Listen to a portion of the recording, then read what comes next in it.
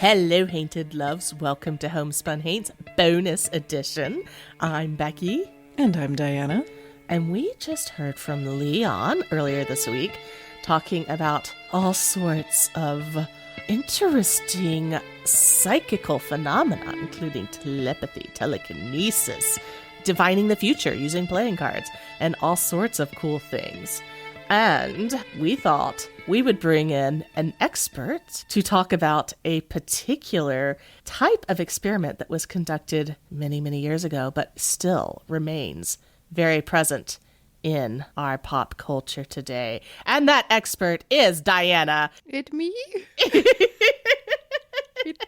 I'm the expert. I read these things on the internet. No, you've conducted these experiments yourself. I know you're an expert. It's true. I have actually been a part of experimentation with this particular topic, and I can attest to the fact that it does exist. Let's talk today about psi research from the 1930s. Ooh, this is going to be good. Our guest, Leon, was talking about using regular deck of playing cards for divination and psychic communications and things like that. So it kind of got me curious. And I know that we mentioned a few times the Bill Murray Venkman experiments in the 1984 Ghostbusters, where he's using the students to test whether or not ESP gets better with negative reinforcement. He's providing a shock when they get a wrong answer. Well, no, he's providing a shock to the nerdy kid and skewing the results for the blonde student, which is so slimy. In typical Venkman fashion, he is using it to flirt, so his research is thus invalidated. But what about the original use of those cards? Because those cards were incredibly famous at one point in American history. Wait, did Ghostbusters actually refer to something real? Everything in Ghostbusters is real. What are you trying to say? Do you not believe in ghosts anymore? I don't think that they look like Slimer. But anyways, please keep going. I know. What's that a ghost of? Poor guy. That was the 80s. So let's go even further back than 1984. Let's go back to 1930s. So we're talking about the cards, just for reference. They're a set of 5 cards that have 5 different symbols on them that were used in the 1930s for psychical research and are still used today. They are different from playing cards intentionally, specifically because they work better for psychical research. We'll get to that. But to lay the groundwork, I'm about to tell you about the origin of psi research, specifically by Dr. Joseph B. Rhine. Joseph Rhine was a Midwestern Christian farm boy. Very simple. Originally wanted to go to divinity school, but his wife talked him into studying science instead, saying, "It's the wave of the future, Joseph." So he and his wife moved to the city, and they started studying botany. They were botany majors, at least he was. And when they started studying science, they realized, oh my gosh, everything I learned as a young religious person out in the countryside where nobody had ever gone to college before, maybe they've just never heard of science, and that's why they use Christianity to try and explain everything. We could explain it with science. Yeah, I know. Like, uh-oh. This is what country conservatives are afraid of, right? Kids move to the city, get all these ideas against Christ. Yep, that's exactly what happens. So this is like the late 1920s, and they are starting to get interested in using scientific thinking to answer the quote-unquote life's big questions that they had pondered in their very religious upbringing. And I think they were kind of inspired by the spiritualist movement of the time. There were a lot of spiritualist hoaxes and performances and public shenanigans going on at the time, and they were fascinated by the idea. But what they wanted to do primarily was find out the truth by proving verifiably and repeatably in the lab the proof of the afterlife. And because he valued truth over prestige, I can relate to this guy. He was too skeptical to be a quote-unquote believer, but he was also too open-minded to completely discount all of these spiritualist activities and religious experiences that people had had. He thought that he was going to do a great favor to everybody in America by scientifically explaining spiritualism and Christian miracles. And it turns out that everyone hated him because, right? I can kind of relate to this. Poor guy. This is me. So he started out with his research on the afterlife. And at the time, there was a famous performance medium who performed seances named Mina Marjorie Crandon. Marjorie was a nickname because it's so much simpler than Mina. She claimed that she could channel her dead brother Walter. So Ryan went to a seance to observe her doing this. And in the dark, she had herself bound up. And yet in the dark, he observed her from the glowing of the objects she was using to enhance the theatrics of her performance. He managed to observe her freeing herself from her bounds and kicking a megaphone across the room, which she then claimed that levitated because ghosts. He was bummed about it, but he was also excited that he could now publish a report discrediting this particular medium. The American Society for Psychical Research refused to publish this report. They just flat out refused. They were like, no, we're not going to just let you diss all mediums by just saying that this medium happened to fake one particular levitation. That's an outlier, right? So they didn't get published in the American Society for Psychical Research journal, which is a bummer because that's who they really wanted to court favor with. But Ryan was not discouraged. He simply found another publication that would publish his article, which was the Journal of Abnormal Social Psychology. Remember, this guy has no social skills whatsoever. He's pissing everybody off. Everybody's mad at him. Arthur Conan Doyle actually published an article in a Boston newspaper, which I believe the title of was J.B. Ryan is an Ass. After this came out in the Journal of Abnormal Psych. He's ruthlessly searching for the truth in spite of everybody hating on him. All of his Christian colleagues are like, no, we have no use for this research. And he's like, why? It could prove all of these questions you've been trying to answer. And they're like, we've got an answer. It's Jesus. You take your answer and shove it. I don't want it. He's meeting a ton of resistance from everybody. And finally just decides, you know what? I'm tired of trying to prove the afterlife. It can't be proven. There's no scientific method that we can think of with the technology that we have and the knowledge that we have that can prove the afterlife. But they studied for about a year, and maybe half a year, the copious records of John Thomas, who had hundreds of conversations with different mediums who had claimed to channel his late wife. And he had 750 pages of notes of what these mediums had said, channeling his dead wife, and therefore thought he had proof. He submitted these to Ryan, and Ryan thought, just because these psychics managed to glean information about someone who had passed away doesn't necessarily mean they're communicating with ghosts. They could just be reading John's mind. And so he abandoned his search of proof for the afterlife and began instead to focus on ESP. And that's where he became truly famous. Did people still hate him, or did people start to like him again? Oh, no, everyone still totally hated him. Okay. But he had some opportunities because, interestingly enough, he was still very, very much on the fringe of accepted scientific research. But he had some advantages. Number one, he worked at Duke when Duke was brand new. Because they were new, they were trying to do something, anything to establish themselves as some kind of scientific pioneering university. And so they supported him throughout this entire establishment of the Duke Paranormal Research Lab, Psi Research Lab. Wait, Duke? Duke University? This was Duke University, 1930. Oh my God. Whoa. I bet they're trying to smudge that spot off of their history. I think nowadays maybe they view it as, haha, wasn't the past so ignorant? Look how funny this is. Because there is no longer a Psi Research Lab at Duke. But in the day, they totally embraced this opportunity. They had massive military funding by the time this was a thing, a full-blown thing. The Psychical Research Lab at Duke was receiving 1/10 of the entire Duke University budget. Oh, Okay, Yeah. so they couldn't have been too upset about it then. No, they were really, really hoping this would fly. They were like, if this works, we'll be famous. Obviously, they supported him. And some other names you might recognize supported him, like William James, Thomas Edison, Sigmund Freud. All of these people were like, yeah, you go, Ryan. Let's prove this crap.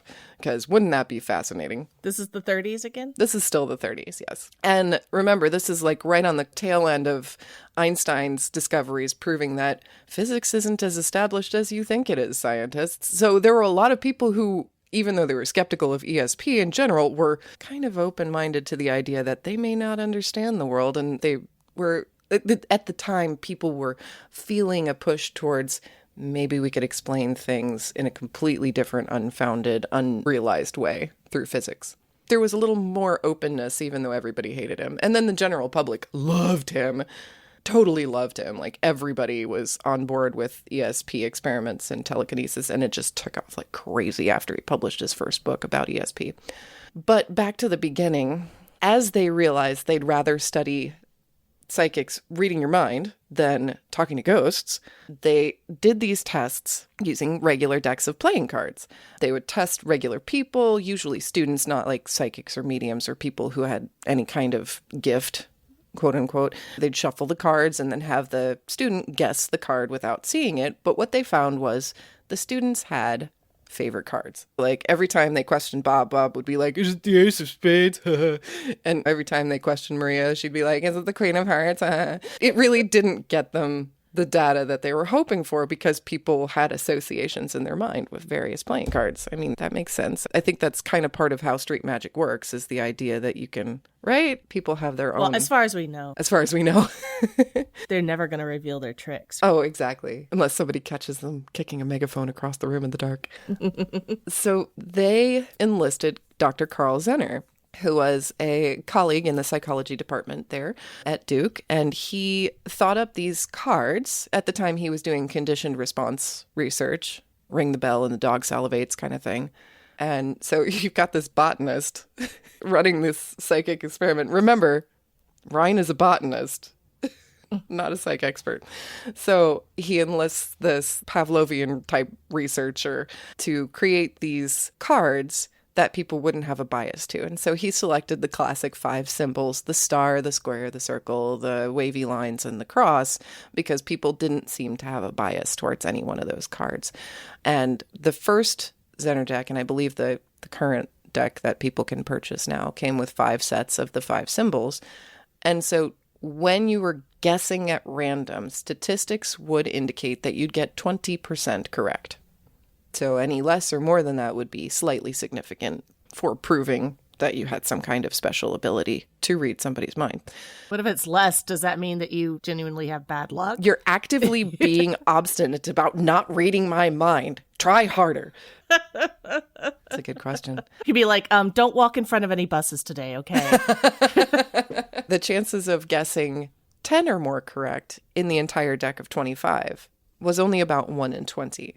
Anyone who could get 10 correct was considered to be, whoa, like, maybe this person has some promise. Ryan's daughter remembers whenever she'd bring friends over and they'd sit around the kitchen table for a snack at her house, her mom would test them with Zener cards. They'd just do any test they possibly could, constantly.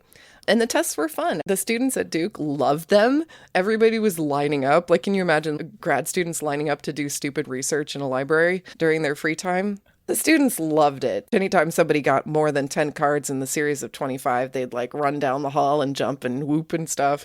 They were just really excited to do this research. It was fun. It was pop culture. In 1931, after doing these experiments for a few months, they stumbled across their first exceptional test subject.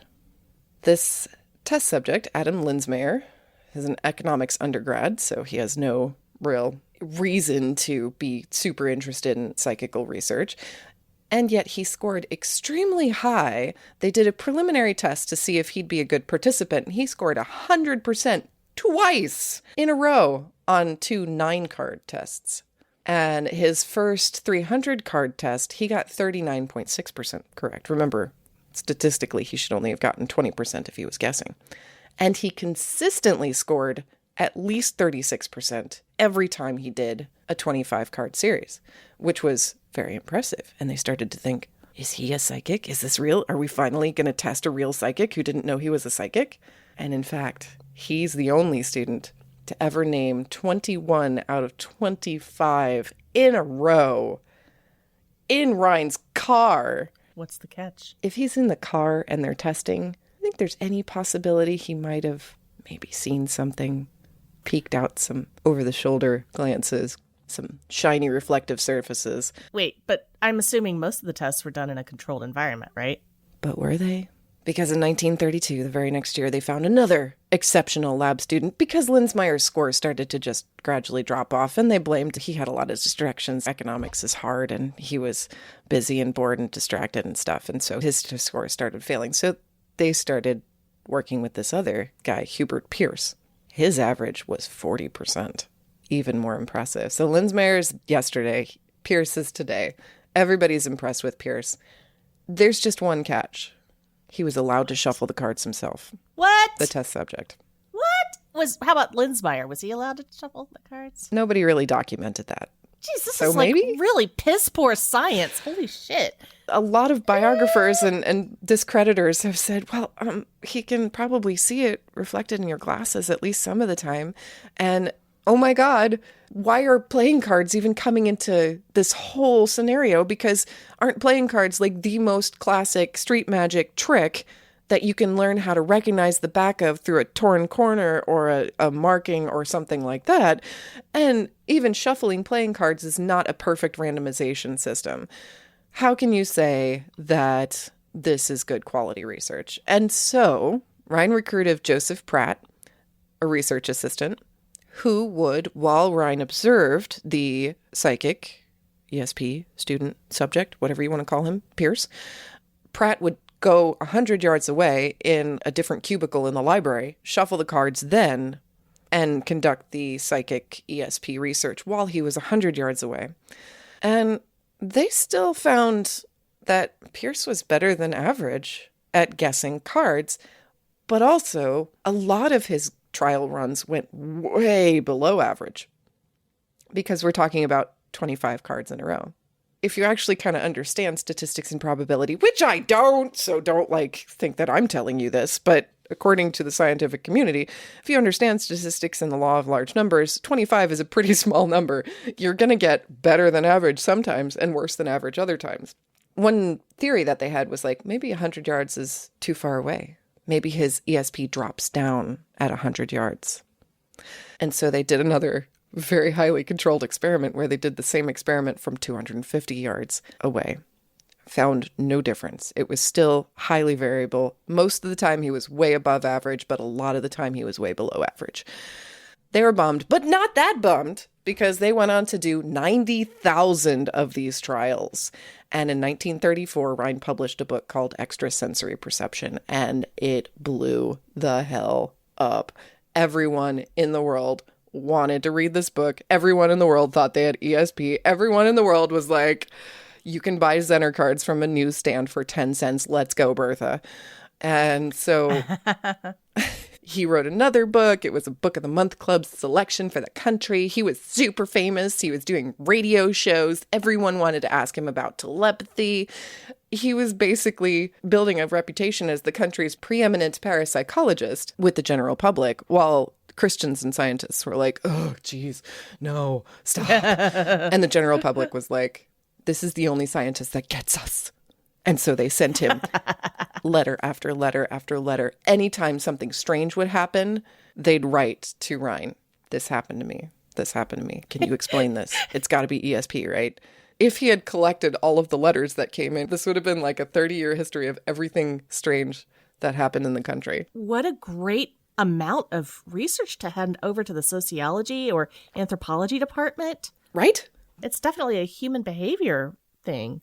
Like, how do people respond to this stuff? Right? The human experience. Kind of like we do. Yeah. Becky. Collecting stories about the unknown. He had the opportunity to do that. 30 years. Please provide us with those letters. We really want to read them. Yeah. 30 years of weird happenings to individuals. So they did these experiments from 100 yards. Accuracy went a lot down. They did it from 250 yards. accuracy didn't change between 100 and 250 yards. So they thought, why not try this from space? Oh my God. Wait, they couldn't go into space yet. This is the 30s. Oh, yeah. No, you couldn't. No, it took 30 years of attempting to do these tests. And then the Apollo 14 mission, was that 1971? Edgar Mitchell was supposed to be on Apollo 13. He missed out on that one, ended up on Apollo 14. Apollo 14 mission went great. And he just happened to be buddy-buddy with some of these psychical researchers.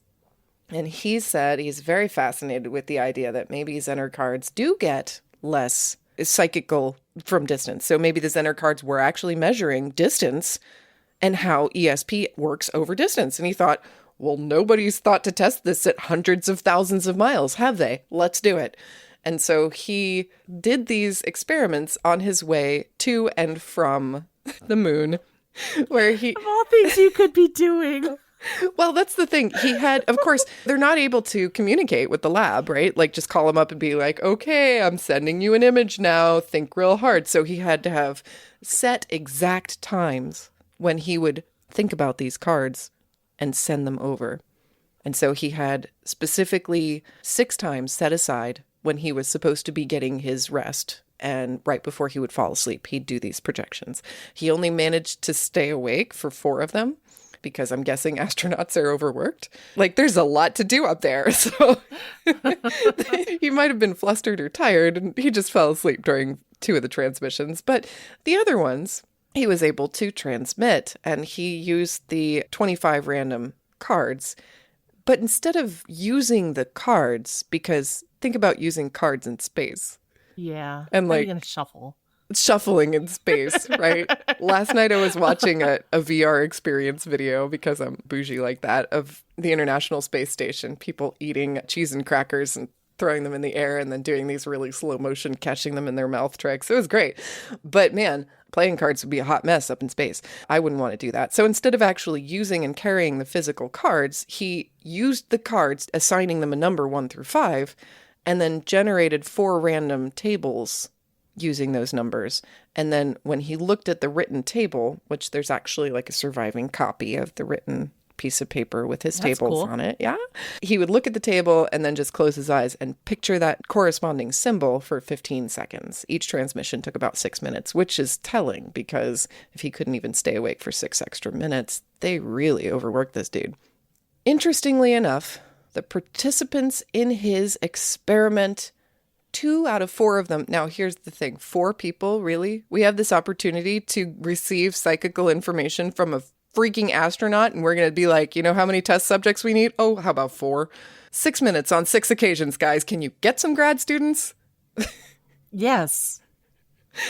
You should be able to find a few. No, they transmitted this to 4 people. But interestingly, half of them performed well above average and got 51 correct answers out of 200. I still don't see how this is statistically significant if you only have 4 people over 6 minutes and it's done 4 times.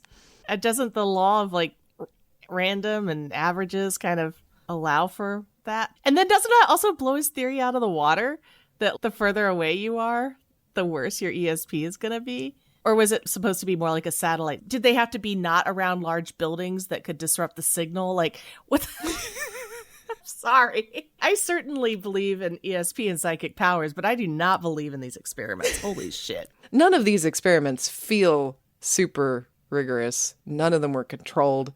And in general, you're still going to get the general scientific consensus that all of this is pseudoscience. We're trying to do experiments that are not rigorously controlled or replicable. Yes, exactly. Was there even like a control introduced into these experiments? Oh, Other than no. just like, oh, statistically it should be this? I think they just thought that if they tested enough people with enough runs, that they'd get some numbers that would hold up. I'm going to conduct this experiment in my car. Right? Jeez. The thing is, all of this was, was... most of this was funded by private interest, small individuals who were really, really, really dedicated to finding some kind of proof of ESP. But the main funding came from the military.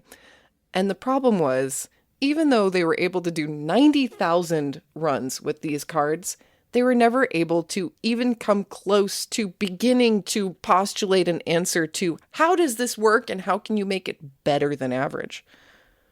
Nothing. They had no data that would be useful at all to the military after these 90,000 runs. No data. So, of course, over time, because they can't explain it and they can't control it and they can't quantify it and they can't determine who's better than who and they can't determine how to make somebody better, the military is like, why are we giving you $10,000 a year, dude? Go get a new hobby. The funding for the lab dries up, and Zener spent the rest of his career at Duke attempting to outlive Zener cards because he wanted nothing to do with the ESP research. This is the guy who came up with the cards, the psychologist, right? He's a perceptual psychologist. He doesn't study ESP. He just came up with the cards. For Ryan. Yes, exactly. So he specifically requested that the official name be changed to ESP cards rather than Zener cards, but it didn't stick because the general public was already making Zener cards like tarot cards, and you could just buy them anywhere. It's just a fascinating thing that they managed to have this university lab running for 30 years and never managed to conduct an experiment that met any kind of scientific rigor at all or prove any hypothesis at all. Well, you know what it proves is that all of the people out there that are like, oh, our military budget isn't going to fund psychic research or UFO sightings, and our government has no interest in that. Well, maybe not anymore. Clearly, I don't know. No, I'm sure they are. We can't prove that they're doing it now, right? But definitely in the 60s. Oh, yeah. Oh, yeah. Oh, yeah. So I'm sure they still are. I'm going to fund this guy. He's not using playing cards. He's staring at goats. Anyway, so this university lab existed at Duke for 35 years. They coined and defined the terms ESP, telepathy, psychokinesis, precognition, and clairvoyance at this lab. That was them. Okay. Maybe it was a cool thing. Maybe it actually helped some people. And maybe what they found was real, but they have no way of proving it because their data was so horrible. Who knows? We need somebody to design some rigorous studies. And, you know, honestly, if you think about it, the military probably is already funding that person. We just haven't heard about it yet because of how crazy this went when the general public was allowed to read about it. One of the Mars rovers is up there right now with Zener cards, sending data back. Transmitting data. Squiggly lines. Star, cross, squiggly lines. Yep. If you're dreaming and you see squiggly lines in your dream, it's probably coming from Mars. Well, Diana, that was fascinating. Oh my God. You made my day. Good. You made my day. My takeaway from this lesson is, you know how Ghostbusters was making fun of the lack of scientific rigor? I don't think that their example was any less rigorous than the real studies that were actually done and published at the time. Art mimics life, mimics art. Yep, exactly. So that was an accurate depiction of the laboratory conditions. Well, rest in peace, Ryan. You definitely were a trailblazer. Oh, yeah. Even if you blazed that trail with a Frankenstein vehicle with one tractor wheel and one truck wheel and some tricycles. Blaze that trail, burn that bridge. Yep. I am interested in learning more about Edgar the astronaut and why he was so interested in doing this research from space. That could definitely be another episode. That's what I'm thinking, because he did so much thinking about things like the overview effect and the quantum hologram and other things that are integral to explaining the human experience of the majestic through science. And I definitely think we're going to talk more about that sometime in the future. Watch out for that. Watch out, because you're about to have another spooky day.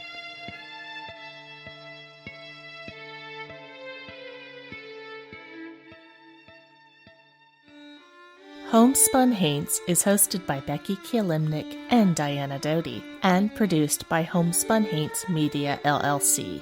Editing and music by Becky Kielimnik. Show notes by Diana Doty. If you have a ghost story and you'd like to be considered as a guest for this podcast, please visit our website at homespunhaints.com/submit.